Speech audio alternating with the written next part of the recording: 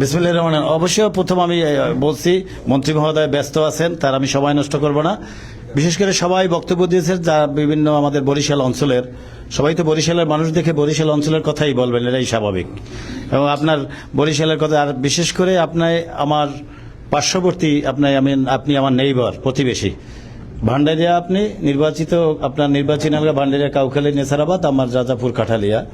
তো সেখানে আপনার সাথে আমার ক্যাম্পিংও কয়েকবার আমার সাথে ক্রসিং হয়েছে 31 দফা নিয়ে, যখন আমরা বের হয়েছি।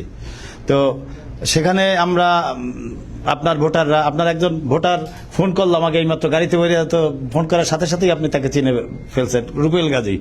হ্যাঁ হ্যাঁ, আপনার জন্য অনেক কাজ করছে এখান থেকেও। তো আপনি বিশেষ করে আপনার এলাকা যদি উন্নয়ন হয়, অটোমেটিকলি আমাদের রাজাপুর, কাঠালি উন্নয়ন হবে।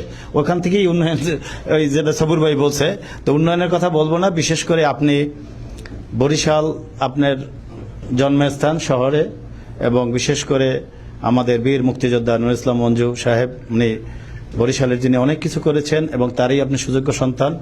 বরিশালে কোনো সদরে কোনো মন্ত্রী নেই, ওনার দিকে আপনি খেয়াল রাখবেন, বরিশালের দিকে। পাশাপাশি বরিশালের এখানে অনেক নেতৃবৃন্দ এখানে আছেন, এবং বিশেষ করে যুক্তরাষ্ট্রে আমরা ফ্যাসিবাদ বিরোধী আন্দোলনে নিউ ইয়র্ক থেকে ওয়াশিংটন, জাতিসংঘ, বিভিন্ন জায়গায় এরা আমাদের সহযোদ্ধা ছিলেন। ম্যাক্সিমাম লোক এখানে আজকে উপস্থিত আছেন। আমি নাম বলতে চাই না, মোশারেফ হোসেন সবুজ ভাই, তার পরিচয় তার ওয়াইফকে দিয়েই না, সে যুক্তরাষ্ট্রে ফান্ডার, এই এখানে ছাত্রদল শুরু করছেন এই যুক্তরাষ্ট্রে। মোশারেফ সবুজ, এই গোলাম ফারুক শাহিন লং টাইম এখানে, দীর্ঘদিন থেকে এখানে রাজনীতি করতেছে। এরা অনেক আগে থেকে রাজনীতি এখানে করে। সম্রাট ভাই আমাদের মুরব্বী এবং আমাদের গার্জিয়ান। আমি যুক্তরাষ্ট্রে এসে তার হাত ধরেই এখানে রাজনীতি শুরু করছি। তো সম্রাট ভাই আমাদের মুরব্বী, এখানে যারা আছেন সবাই আমরা একসাথে এই সহযোদ্ধা। তা আপনার কাছে দাবি দেওয়া, আমি জানি আমাদের দাবি দেওয়া যার কাছে করবো, সে তো সেপ্টেম্বরে আসতেছে, তার কাছেই আমরা মন খুলে দাবি দেওয়া করবো ইনশাল্লাহ। মাননীয় প্রধানমন্ত্রী আসতেছেন, এবং আপনি আমাদের সকলের কে আজকে যে সময়টা দিয়েছেন, এজন্য আমি এই বরিশালবাসীর পক্ষ থেকে আপনাকে আবারও আন্তরিকভাবে ধন্যবাদ জানাচ্ছি। ভাবি বসে আছে, এর মধ্যেও সংক্ষিপ্ত আজকে আমরা যেটা জাফর তালুকদার বলছেন, যদি আমরা 4-5 দিন আগে এই সময়টা আরো পেতাম, আমাকে যদি আপনার সময় নাই, আপনি দিতে পারবেন না, এই জন্য আমি কালকে আপনি খেলা দেখতে চাই, আপনার অনেক আপনার সাথে কথা হয়েছে। তো এই যেটু সময় আমি পেয়েছি, এটু সময় আমরা যে কয়জন আমরা এসেছি, আরো 4 গুণ আরো আসতো। আর একটা ব্যাপারে, এই ফ্যাসিবাদ আন্দোলনে আমরা হাসিনার যতবার এখানে আসছে আমরা প্রতিহত করেছি, এবং ওই সময়ের যে লেসপেন্সারগুলি, শামীম ওসমান সহ আপনি দেখছেন সোশ্যাল মিডিয়ায় বিভিন্ন জায়গায় নাজেহাল হয়েছে, এখানে যুক্তরাষ্ট্রে, নিউ ইয়র্কে। এখানে আপনারা বিশেষ করে অনুরোধ, প্রধানমন্ত্রী, মাননীয় প্রধানমন্ত্রীর কাছেও আমরা যখন আসবে বলবো, যারা মন্ত্রী মহোদয়, এমপি মহোদয়রা বাংলাদেশ থেকে এখানে আসবেন, আমাদের ইনফর্ম করলে আমরা যে এয়ারপোর্টে যেতে পারি, এবং আপনাদের আমরা পাশে থাকতে পারি। না হলে আওয়ামী লীগের ফেসিবাদের দোষরা সমস্ত বিদেশের বিভিন্ন জায়গায় ঘোরাফেরা করছে, তারা যে কোনো সময় একটা ইনসিডেন্ট করার পায় তারা করতেছে। এটা আপনাকে আপনার মাধ্যমে জানাচ্ছি, এবং আপনার কলিগদের কাছে এটা উপস্থাপন করবেন ইনশাআল্লাহ, এটা আশা করছি। আমি আর বক্তব্য দীর্ঘায়িত করব না, সম্রাট ভাই বলবেন, তারপর আমাদের মন্ত্রী মহোদয় বলবেন। সম্রাট ভাই। ধন্যবাদ সেলিম রেজা আপনার সুন্দর বক্তব্যের জন্য। আমি এখানে 2 জন লোককে পরিচয় করিয়ে দিব।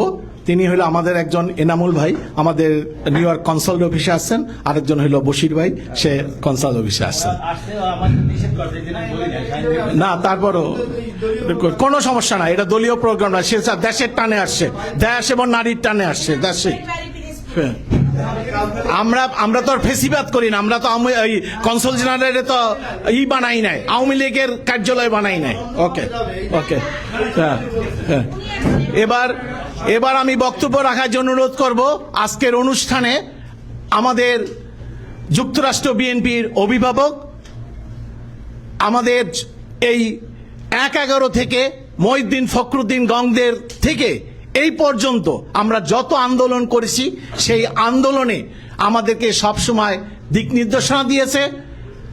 তার সাথে আরো আমাদের কেন্দ্রীয় কমিটির জনাব গিয়াস আহমেদ এবং কেন্দ্রীয় কমিটির আরেকজন জনাব জিল্লুর রহমান জিল্লু সাহেব সহ এই সম্রাট ভাই আমাদেরকে অ্যাজ এ অভিভাবক হিসাবে আমাদেরকে সব সময় এই ফ্যাসিবাদ বিরুদ্ধে আন্দোলন করার জন্য নীল নকশা দিয়েছে, এবং তিনি গোটা বহির্বিশ্বে একটা আন্দোলনের ঝড় তুলেছিল এই ফ্যাসিবাস্টের বিরুদ্ধে।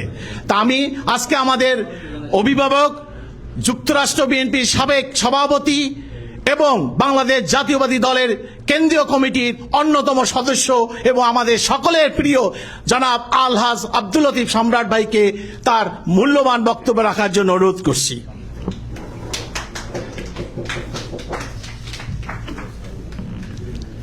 बिस्मिल्लाहिर रहमानिर रहीम रब्बि इश्रह ली सदरी व यस्सिर ली अमरी वाहलुल उक़दताम मिन लिसानी याफ़क़हू कौली। আজকে আমাদের মাঝে অত্যন্ত বরেণ্য এবং সম্মানিত জাতীয়তাবাদী দলের পিরোজপুর 2 থেকে নির্বাচিত সদস্য, আমাদের বর্তমান গণপ্রজাতন্ত্রী বাংলাদেশ সরকারের সম্মানিত গৃহায়ন প্রতিমন্ত্রী জনাব আহমদ সোহেল মঞ্জু সাহেব আমাদের মাঝে এসেছেন। এজন্য বরিশালবাসী আমাকে আমন্ত্রণ জানিয়েছে এবং আমি অত্যন্ত আগ্রহের সাথে এবং তার প্রতি শ্রদ্ধা জানিয়ে, আজকের তো ওয়েদারটা একটু দুর্যোগপূর্ণ ছিল এবং ওই নীরাকে একবার ধরছি, আবার বলবে যে আবার ওইখানে গেছে, যে বয়স তো একটু হয়েছে। আমি থাকি লং আইল্যান্ডে, এই ঝড় বৃষ্টির মধ্যে ইনশাল্লাহ আসছি আপনাদের বরিশালবাসীর টানে। এবং এই যে সেলিম, শাহিন আমাদের সামনে, মানে সবার নাম তো নিতে জানিও না, পারবো না। এদিকে প্রবাসে বরিশালবাসীর একটা অন্যতম মুরব্বী জনাব সবুর, যুবদলের এই সাবেক আহ্বায়ক এবং আমার যে কমিটি ছিল সেটার সাবেক যুগ্ম সাধারণ সম্পাদক রেজা, সবুজ, এই যুক্তরাষ্ট্রে না যাব না, সিলের দিকে এখনো যাইনি, মানে যুক্তরাষ্ট্রে কিন্তু ফাউন্ডার মেম্বার খুব কম, সেই ফাউন্ডার মেম্বার হচ্ছে সবুজ। অত্যন্ত ত্যাগী নেতা এবং কখনো এখানে সমস্ত আন্দোলনের সঙ্গে জড়িত, কিন্তু পদ পদবীর জন্য কখনো বায়না করে বা দাবি করে নাই। জাফর তালুকদার আর একজন আপনার বরিশালের কৃতি সন্তান, এখানে অনবরত আমি খুব কম মনে করতে পারি যে আন্দোলনের সামনে জাফর তালুকদার ছিল না, পদ পদবীর ইসের জন্য করে না। শিরিনরে তো আমি বানাইছিলাম, ও নিজেই বলছে। তারপরে মিরন, আমাদের নাসির হালদার, তোমার নামটা এখনই বলছো ভুলে, হ্যাঁ মনি, তারপরে নীরা সহ এইখান থেকে আরো অনেকে যাদের আমি মানে সরাসরি জানি আপনারা আমাদের দলের জন্য অনেক কাজ করেছেন, সবাইকে চিনা হয়তো আমি নাম মনে নাই। ভাই এখানে সাংবাদিক বৃন্দ, আপনারা কষ্ট করে অনেকক্ষণ ধরে আমাদের এই অনুষ্ঠানে আছেন মাননীয় মন্ত্রীর সম্মানে, এজন্য আপনাদের প্রতি কৃতজ্ঞতা জানায়। আমি দুই একটা স্পেসিফিক বলি এবং আপনাদের সবার জন্য, আমি তো বরিশালের না, কিন্তু আমি জেনারেলি একটা জিনিস আমি ভাবছি, আমাদের এখানে ক্রমাগত মন্ত্রীরা আসবেন এবং ইনশাআল্লাহ, কারণ এখন সরকার আছেন, কোনো পার্সোনাল না, তারা তো সবাই আসতেছেন এই যে জাতিসংঘের ডাকে, স্টেট ডিপার্টমেন্টের ডাকে, অনেক ডাকে। একজন বলছেন যে আমাদের খলিলুর রহমান সাহেব এখানে সভাপতি হয়েছে। আপনারা 2001-06 সালের ওই সময় অনেকে হয়তো ছিলেন না, এই খলিলুর রহমান এবং মাহমুদুর রহমানকে পিক আপ করছিলেন। সেই সময় অধিকতর তরুণ ছিলেন আমাদের জনাব এই বর্তমান প্রধানমন্ত্রী তারেক রহমান। কারণ একটা জহুরীর সবচাইতে বড় গুণ হচ্ছে হীরা চেনা, জহর চেনা। উনি চিনেই খলিলকে এখানে আনছিল। অনেক জ্ঞানী, অনেক প্রতিভাবান, কিন্তু ওনার মতো অনেক প্রতিভাবান অনেক জায়গায় হারাই গেছে, কিন্তু প্রতিভাবান ব্যক্তিকে যথাযোগ্য জায়গায় এনে যে মর্যাদা দিছিলেন, আজকে খলিলুর রহমান সেই মর্যাদা রক্ষা করতে পারছে আমাদের মাননীয় প্রধানমন্ত্রীর একদম আনস্টপেবল ব্যাকিং দিয়ে। ইনশাআল্লাহ আজকে তিনি এই 82তম অধিবেশনে সভাপতিত্ব করবেন, এটা আমাদের গর্ব। আমি 81তম, কিন্তু সবচেয়ে কৃতজ্ঞতা আমাদের, ধন্যবাদ যাবে আমাদের মাননীয় প্রধানমন্ত্রী তারেক রহমানের জন্য। তো এই জায়গায় যে কথাটা আমি বলতে চাই, কয়েকটা মন্ত্রীর মিটিং এ তো আমার যাওয়া হয়েছে, ওখানে একটা জিনিস দেখতেছি যে এটা ঠিক না। বলতেছেন ঠিক আছে, কিন্তু যেমন ধরেন যে মন্ত্রী যেইটার দায়িত্বে নাই সেইটা তার পক্ষে করা ভীষণ কঠিন। কারণ হয়েছে কি যে সবাই তো অমুক রাস্তাটা অমুক কিছু এটা যার যার আছে, এমনি জেনারেলি আমরা বলতে পারি, কিন্তু আমাদের এটা মনে রাখতে হবে যে প্রত্যেকটা মন্ত্রণালয়ের মন্ত্রী, মাননীয় প্রতিমন্ত্রীদের নির্দিষ্ট দায়িত্ব এবং আছে, সীমারেখা আছে। ওইভাবে আমরা আবদার জানাইলে, দাবি জানাইলে ভালো হয়। তবে স্থানীয় দাবি তো অবশ্যই জানাবেন, কারণ উনি যেমন গণপ্রজাতন্ত্রী বাংলাদেশ সরকারের মন্ত্রী, তেমন বরিশালের গর্বিত সন্তান। সে দাবি আমরা করব, এবং যার যখন জেলা আসে, আমার জেলায় মনে হয় কে কবে আসবে এক আল্লাহ ছাড়া জানে না, অতএব ওনাদের কাছেই বলা ছাড়া আর আমার কোনো গতি নাই। আমি খুব কুইকলি দুইটা কথা বলবো। একটা হচ্ছে যে আমাদের 2006 সালে যখন সরকার ছিল, শেষের দিকে আমাদের প্রবাস মন্ত্রী ছিল, ওর নামটা কি লুৎফর বোধহয়, মনে আছে নাকি?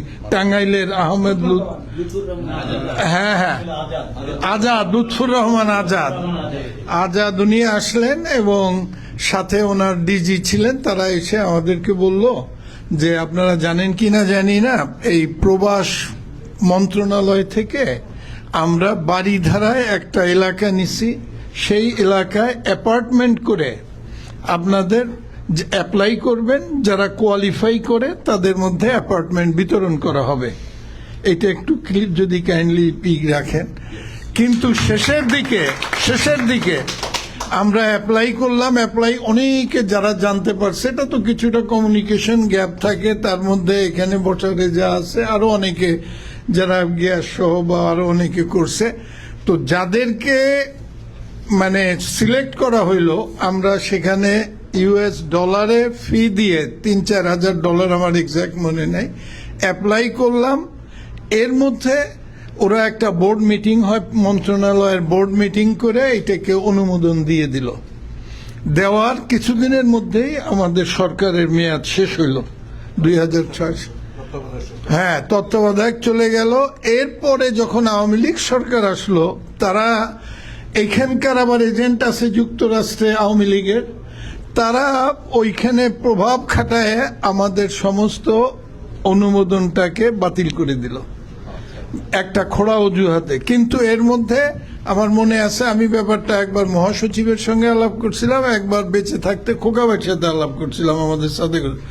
তো উনি আমাকে বলছিল যে সম্রাট ভাই, একটা কাজ করেন, যদি টাকার কোনো অসুবিধা না থাকে টাকাটা উঠায়েন না, কারণ ওটা তো এখানে আছে, এবং আল্লাহ যদি আমাদের ক্ষমতায় কোনো দিন নেয় এইটার একটা ব্যবস্থা হবে। উঠাই নাই।